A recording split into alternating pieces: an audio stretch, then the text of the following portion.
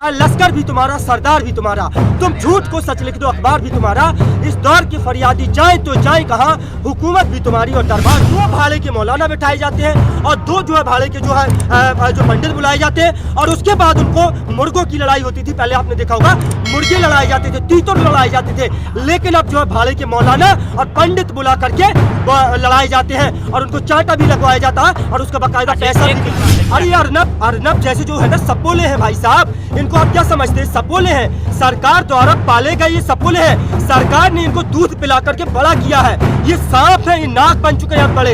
ये जब छोटे थे तो इस आरएसएस ने, राष्ट्रीय स्वयंसेवक ने, भारतीय जनता पार्टी ने, जनसंघ ने या कांग्रेस ने तमाम नैनो चिप था इनके 2000 के नोट में, और आज जो है 2000 के नोट गायब हो गए। पता चला आपको भाई साहब? आपको पता है, सैटेलाइट से पता चला ये चिप वाले वो जो नोट है 2000 के, आज मार्केट से लगातार 2000 के नोट गायब हो रहे हैं। कहावत है कि जिसका काम उसी को साझे और करे तो डंडा खावे।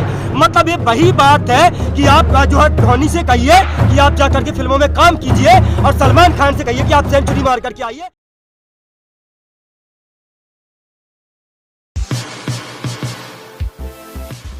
मीडिया को क्या कहेंगे आप?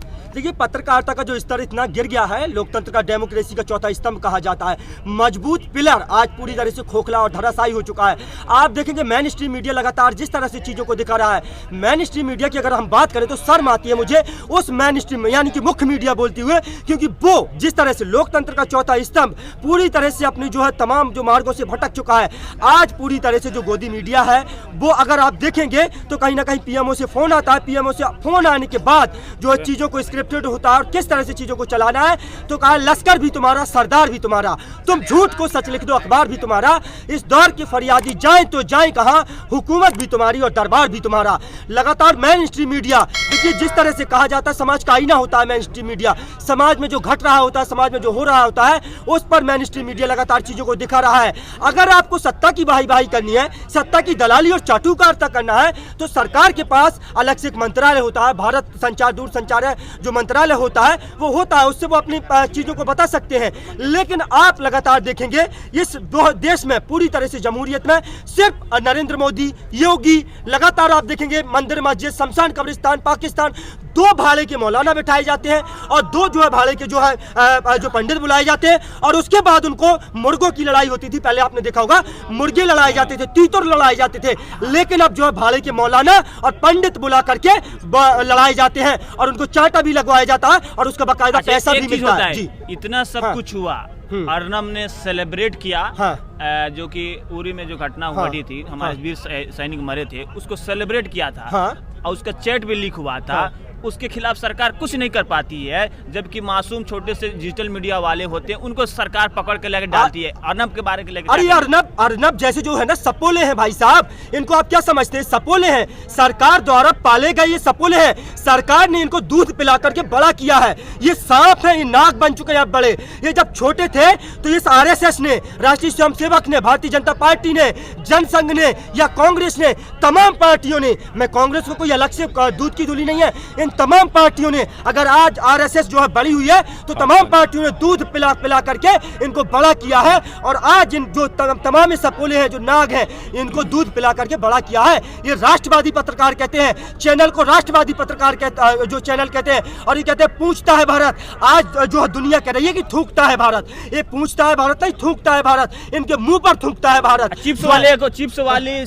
चिप्स वाली पत्रकारिता पर क्या कहेंगे? चिप्स वाली मुझे समझ में नहीं आता है। नैनो चिप था इनके 2000 के नोट में और आज जो है 2000 के नोट गायब हो गए। पता चला आपको भाई साहब? आपको पता है, सैटेलाइट से पता चला ये चिप वाले वो जो नोट है 2000 के, आज मार्केट से लगातार 2000 के नोट गायब हो रहे हैं। वो नोट कहाँ चले गए हैं? तो ये पत्रकारिता का स्तर लगातार गिर रहा है कि 2000 के नोट में आप चिप लगाएंगे। आपका जो अंदाज है, रूबिका लियाकत ने नरेंद्र मोदी से पूछा था, हम आपसे पूछेंगे इतनी शक्ति आप लाते कहाँ से? जी बिल्कुल, जिस तरह से जो है ये शक्ति बिल्कुल थकने वाली बात, मैं किसान पुत्र हूँ, मैं किसान का बेटा हूँ। मोदी जी कुछ भी कहते हैं मुझे नहीं पता, लेकिन मैं किसान का बेटा हूँ, मैंने खेतों में काम किया है और 365 घंटे मैं जब भी अपने घर में जाता हूँ तब जाकर के काम करता हूँ। और ये जो ताकत है और जो मेरे अंदर जो एनर्जी आती है, ये कोई हराम के खाने की एनर्जी नहीं है, ये जो है मेहनत की एनर्जी है और मेहनत से कमा करके। जी अच्छा, एक और चीज है, जब पत्रकारिता के नाम पर बॉलीवुड के अक्षय कुमार भी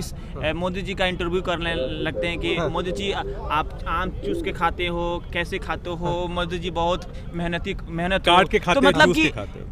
एक पत्रकार ना होकर पत्रकार बन जाना और बड़ाई करना, चौटकारिता करना कैसे देखते हैं? मैं बताता हूँ, हमारे गांव में कहावत है कि जिसका काम उसी को साझे और करे तो डंडा खावे। मतलब ये वही बात है कि आप जो है धोनी से कहिए कि आप जाकर के फिल्मों में काम कीजिए और सलमान खान से कहिए कि आप सेंचुरी मार करके आइए, आप मैच को जिता करके आइए। जिसका जो काम है उसको वो काम करना चाहिए। लेकिन जिस तरह से आप बताइए, अक्षय कुमार जो खुद कनाडा की सिटीजनशिप पे भारत में रह रहा है, लेकिन लगातार जो है ये चाटुकारिता का युग चल रहा है कि आप जाएंगे, आप कहेंगे मोदी जी आप आम जो है काट कर खाते हैं, चूस कर। अरे मुझे बताइए, मोदी जी अगर आम काट कर नहीं चूस कर भी खाएंगे तो क्या जीडीपी बढ़ जाएगी, गरीबी दूर हो जाएगी, भुखमरी दूर हो जाएगी, 2 करोड़ लोगों को रोजगार मिल जाएगा, सभी समस्याओं का हल हो जाएगा?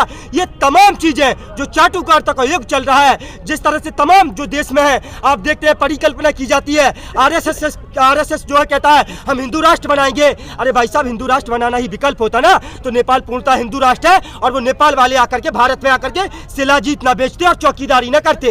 हिंदू राष्ट्र बनाना विकल्प नहीं है किसी बात का। और अगर हिंदू राष्ट्र बनाना विकल्प है, सभी समस्याओं का हल है, तो मैं कह देता हूं कल आप बनाइए हिंदू राष्ट्र। तानाशाही है, हिटलरशाही है, लोकतंत्र जो है वेंटिलेटर पर अंतिम सांसें गिन रहा है। आप देखिए पूरे देश में कहीं भी लोकतंत्र नहीं है। सुप्रीम कोर्ट के 4 न्यायाधीश आकर के सड़कों पर कहते हैं लोकतंत्र की हत्या की जा रही है, लोकतंत्र खतरे में है और पूरी तरह। जी देखते हैं कि जो जी न्यूज़ के पत्रकार है वो कहते हैं जो यहाँ किसान है वो जीन्स पहनते हैं, अमीर हैं, बड़ी बड़ी कारें हैं, गाड़ी है। हाँ। अरे तो भाई जींस मैंने पहना है। एक बात मुझे बताइए, हम किसी का डाका डालने जाते हैं, आप जो है किसान को चाहूंगा उनका कहना ये है कि जो जीन्स है, ये पैंट और ये टी शर्ट पहनना ये कहीं बाहर से फंडिंग आ रही है। अच्छा, बाहर से फंडिंग आ रही है तो आपका एनआईए, आपका रॉ, आपकी इंटेलिजेंस ब्यूरो, आपकी ईडी, आपकी सीबीआई, आपकी तमाम जांच एजेंसियां क्या कर रही हैं? मटर छील रही हैं घर बैठ करके।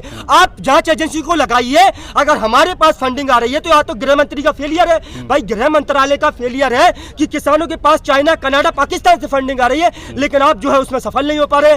पाकिस्तान एक तरफ भूखों मरता है, एक तरफ गधे बेच करके जो है कर्ज चुकाता है, दूसरी तरफ जो है पाकिस्तान भूखों मरता है, चाइना, और उसके बाद हमें फंडिंग भी करता है पाकिस्तान।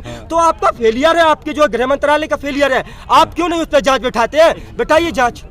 एक और है, जैसे कि आप भी पत्रकारिता की हैं, क्या आप पत्रकारिता करेंगे? कैसा पत्रकारिता करेंगे? गोदी वाला करना चाहेंगे या अपने आप को समझौता करेंगे या मतलब कि एज ए रेवोल्यूशनरी या डिजिटली तौर पर पत्रकारिता? देखिए, मैं जो सोच करके आया था वो मेरा मतलब पर्सनली है कि मैं क्या सोच करके इस फील्ड में आया था, लेकिन आज मैं जिस तरह से देखता हूं तो मैं कहीं भी अपने आप को सेट नहीं कर पाता, क्योंकि जिस तरह से 2 डिवाइड, मतलब मीडिया जो है 2 धड़ों में डिवाइड हो गया है। आप अगर उस धड़े को देखेंगे तो वो एक धड़ा है, लेकिन एक धड़ा वो भी है जो लगातार चीजों को उठाता भी है, चाहे SSC स्कैम हो या तमाम चीजें हो, लेकिन उस धड़े को भी लोग कह देते हैं। अगर वो धड़ा जो बात बेरोजगारी की करता है तो कह देते हैं नहीं, ये तो जो है कांग्रेसी मीडिया है, ये कांग्रेसी मीडिया एक भाजपाई मीडिया है। तो ये जो मीडिया है 2 धड़ों में बढ़ चुका है। मैं कहता हूं, मैंने जितना पढ़ा था, जो पत्रकार होता है एक निष्पक्ष होता है, जमीनी तौर पर हकीकत जो है वो दिखाता है, लेकिन आज जो निष्पक्षता है, अगर आप दोनों जो धड़ों को देखेंगे तो एक धड़ा वाकई मजबूत है, मजबूती के साथ डटा है, लेकिन उसको नौकरी नहीं मिल रही है। नौकरी से हाथ धो करके अपने घर बैठ रहा है। आपने अच्छी बातें बता दी,